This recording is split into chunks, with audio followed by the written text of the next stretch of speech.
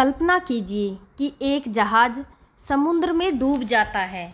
वह तो गहराइयों में खो जाता है, लेकिन वहाँ का जो पानी है उसके अंदर वह एक जहर घोल देता है और जो मछलियाँ हैं वह जीवित रहने के लिए तड़पने लगती हैं और पक्षी अपने पंखों को साफ करने के लिए मजबूर हो जाते हैं।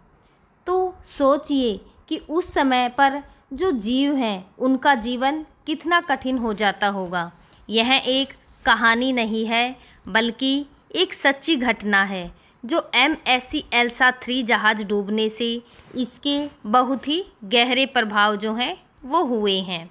तो जो MSC एल्सा जहाज़ है इसका एक कंटेनर जो मालवाहक जहाज़ था वह दक्षिण पूर्व अरब जो सागर है उसमें खराब मौसम और जो तकनीकी समस्याओं के कारण डूब गया।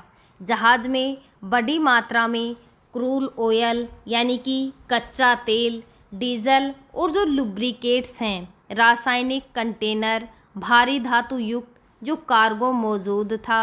डूबने के बाद उसका जितना भी सामान है यानी कि जितना भी पदार्थ है वह समुद्र में रिस गया और उन्होंने जो वहाँ का पूरा एरिया था उसके पारिस्थितिकी जो तंत्र है उसको प्रभावित करना स्टार्ट कर दिया।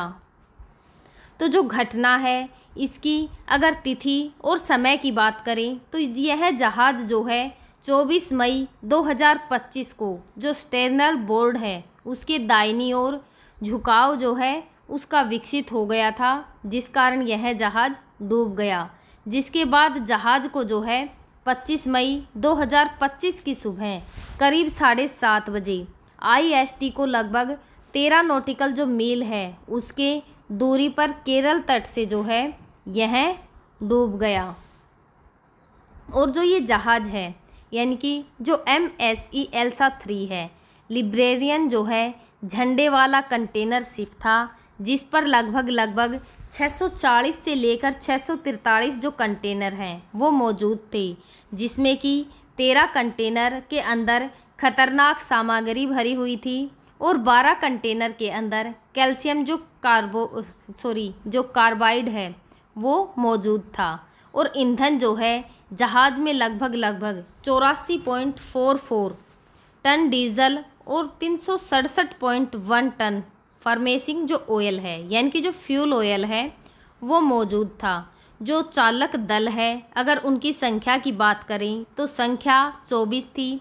सभी सुरक्षित जो हैं वो बचाए जा चुके और घटना के कारण में मुख्य रूप से जो बैलास्ट मैनेजमेंट का सिस्टम है उसकी खराबी बताई जा रही है। और जो समुद्री जीवन है उस पर भी हमें इसका गहन जो प्रभाव है यानी कि जो मैरिन लाइफ है उसके ऊपर भी हमें इसका इम्फेक्ट देखने को मिल रहा है। तो इसके प्रत्यक्ष प्रभाव को देखें तो जो तेल की परत है उससे समुद्र की सतह पर मोटी तेल की परत जम गई है जो कि मछली या फिर जो कछुए हैं उनकी सतह पर सांस जो है वो नहीं लेने दे रही। और जो समुद्री पक्षी हैं उनके पंख भी जो हैं वो चिपक गए हैं जिससे वे उड़ या फिर तैर जो है वो नहीं पा रहे। और जो रासायनिक विषमता है कि जहाज़ से रिसा जो जहरीला रसायन है उसका सीधे जो समुद्री जीव होते हैं उनके शरीर पर भी हमें प्रभाव देखने को मिल रहा है। और जो श्वसन, प्रजनन या फिर जो पाचन क्रियाएं हैं उन पर भी इसका इफ़ेक्ट देखा जो है वो जा सकता है। तो जो जैव संचलन जो है वो क्या होता है जब कोई जीव लंबे समय तक जो प्रदूषित पानी या फिर भोजन में मौजूद जो जहरीले रसायन हैं उनको अपने शरीर के अंदर जमा करता रहता है तो उसे जो है जैव संचयन कहा जाता है। तो जो खाद्य श्रृंखला है उसका टूटना, जो प्रोक्षोपण है यानी कि जो प्रसोग है उसका प्रभाव जो है खाद्य श्रृंखला के जो टूटना है उस पर भी देखा जा सकता है। यानी कि छोटे जीव जैसे कि जो सूक्ष्म पौधे होते हैं या फिर जो जीव होते हैं जहरीले पदार्थ जो हैं वो सोख लेते हैं। इन्हें खाने वाली जो मछलियाँ होती हैं यानी कि जैसे ये तेल का रिसाव हुआ है तो जो जहरीले पौधे होते हैं वो क्या करते हैं, उसको सोख लेते हैं यानी कि अवशोषित कर लेते हैं। और फिर जो मछलियाँ होती हैं वो इनको खाती हैं, जैसे कि जो डॉल्फिन या शार्क है तब तक जो है उनको विषाक्त पहुंचा चुकी होती हैं। जो बायो एक्यूमुलेशन और जो बायो मैनिफिकेशन है उसकी जो ये प्रक्रिया है वह जहर की जो पूरी श्रृंखला है उसमें कई गुना तक जो है वो बढ़ जाती है।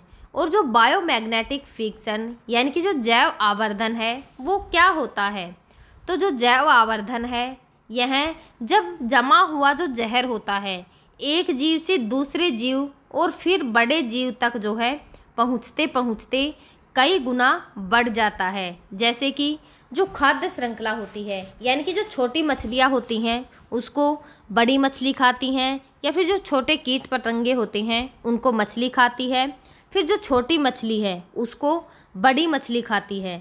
तो अगर छोटी मछलियों के अंदर हमें यह जहर देखने को मिलता है तो जब बड़ी मछली ने खाया तो उसके अंदर चला गया, और फिर जो व्हेल मछली है यानी कि सबसे बड़ी मछली खाती है तो उसके अंदर चला जाता है। यानी कि उदाहरण के लिए जो ये खाद्य श्रृंखला है इसको हम देख सकते हैं। जल की जो गुणवत्ता है उस पर भी हमें इसका गहरा इफ़ेक्ट जो है वो देखने को मिलता है। जैसे कि जो भौतिक परिवर्तन है, सतह पर तेल के जमने से सूर्य की जो रोशनी है वो गहराइयों तक नहीं पहुंच पाती, और जो प्रकाश का संश्लेषण है वह भी रुक जाता है। पानी धुंधला और गाढ़ा हो जाता है। और जो रासायनिक परिवर्तन देखें तो जो पीएच का असंतुलन, समुद्र का जो पानी है वो अधिक अम्लीय हो गया है, और भारी जो धातुएं हैं जैसे कि जो पारा, सीसा और तांबा है पानी में घुलकर स्थायी प्रदूषण का कारण बनी हुई हैं। और जो घुलनशील ऑक्सीजन है उसका स्तर भी जो है अचानक गिर गया है, जिससे कि पानी के अंदर मौजूद जो जीव हैं उनको सांस लेने में प्रॉब्लम जो है वो हो रही है। और जैविक परिवर्तन जो है वो क्या होते हैं, जो पलवक और जो सूक्ष्म जीव हैं उनकी मृत्यु भी जैविक परिवर्तनों के कारण ही हो रही हैं। जो परवाल भित्तियाँ हैं उनका मरना भी इसी का एक इफेक्ट के रूप में देखा जा सकता है। काई जो हानिकारक शैवाल होती हैं वह भी अत्यधिक बढ़ रही है। और अगर इसके लंबे समय के प्रभाव को देखें तो जो आर्थिक असर है उस पर भी हमें इसका असर देखने को मिलता है। और जो पारिस्थितिकी तंत्र है उस पर भी स्थानीय जो मछुआरे हैं वो बेरोजगार हो गए हैं, यानी कि वह वहाँ से मछलियाँ जो हैं वो पकड़ते थे तो उन्हें भी जो है जो मछलियाँ हैं वो मर रही हैं, तो समस्याओं का सामना उन्हें भी करना पड़ रहा है। वो सब बेरोजगार हो गए हैं। जो वैश्विक दृष्टिकोण है यानी कि जो ये घटना है केवल भारत तक सीमित नहीं है बल्कि पूरे जो हिंद महासागर का एरिया है उसको प्रभावित कर सकती हैं। और जो अरब सागर है उसका अंतर्राष्ट्रीय जो शिपिंग रूट है, कई देशों की जो मछली हैं वह समुद्री व्यापार को प्रभावित करती हैं। और जो समुद्र का प्रदूषण है उसका असर वैश्विक जलवायु और जो ओशन का करंट है उस पर भी हमें देखने को मिलता है। जो समाधान है और जो प्रबंधन है उन्हें देखें तो जो तात्कालिक उपाय क्या क्या किए जा सकते हैं कि जो ऑयल स्कीमर्स हैं या फिर जो बूम्स हैं लगाकर तेल की जो ऊपर की परत होती है उसको हटाया जा सकता है, या फिर जो रासायनिक डिस्पर्सेंट्स हैं उनसे प्रदूषकों को विघटित जो है किया जा सकता है, या फिर जो प्रभावित मछली पकड़ने का जो एरिया है उसको अस्थायी रूप से बंद भी किया जा सकता है। और अगर लंबे समय के उपाय देखें तो समुद्र की जो गुणवत्ता है उसको नियमित निगरानी में रखा जाना चाहिए। दूसरा, जो परवाल और समुद्री घास है उसकी पुनर्स्थापना की परियोजनाएं बनानी चाहिए। जो पोल्यूटर पेज जो प्रिंसिपल हैं यानी कि जो जिम्मेदार शिपिंग कंपनियां हैं उनसे जुर्माना जो है वो वसूलना चाहिए।